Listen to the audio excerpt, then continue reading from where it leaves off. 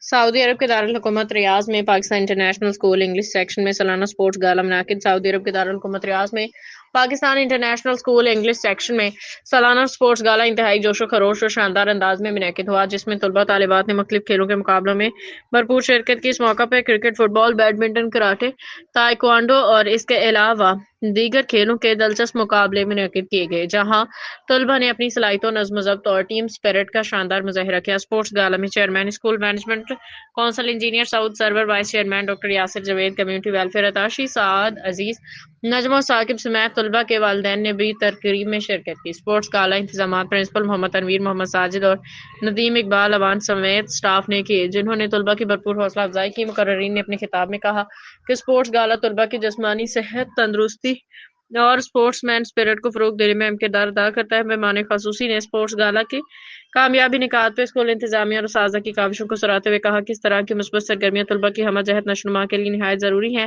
تقریب کے اختتام پہ نمایاں کارکردگی دکھانے والے طلباء میں انعامات اسناد تقسیم کی گئیں۔ رپورٹ زبیر خان بلوچ۔